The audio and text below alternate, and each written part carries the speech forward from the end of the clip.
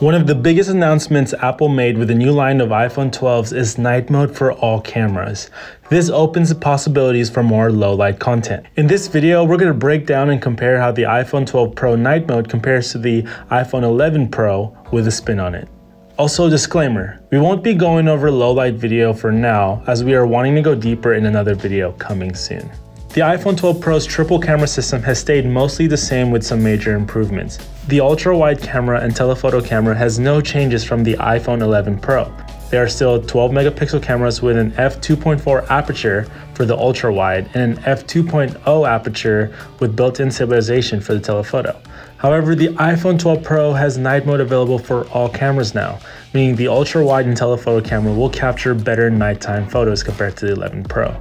The wide camera on the 12 Pro is what received the biggest update. It comes in with a 12 megapixel f1.6 camera compared to the f1.8 camera of the 11 Pros. Finally, all focal lengths have stayed the same.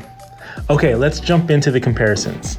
For the first comparison, we're doing the ultra-wide cameras of the phones. The 12 Pro takes this one as it's able to use night mode to maintain details of the dark street and expose it.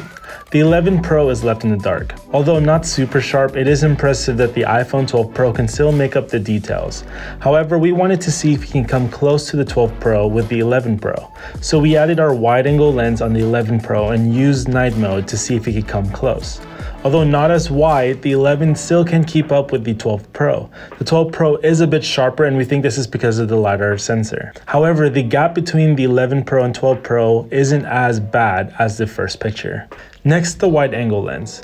This is the most even camera both phones have. The main difference is that the 12 Pro has an f1.6 aperture versus a 1.8 aperture on the 11 Pro. As expected in this picture, the 12 Pro seems to expose the street better than the 11 Pro, although it's not too far. The 12 Pro is also a bit sharper as well. The same thing applies in this photo, as it seems like the 12 does a better job exposing the shadows compared to the 11 Pro.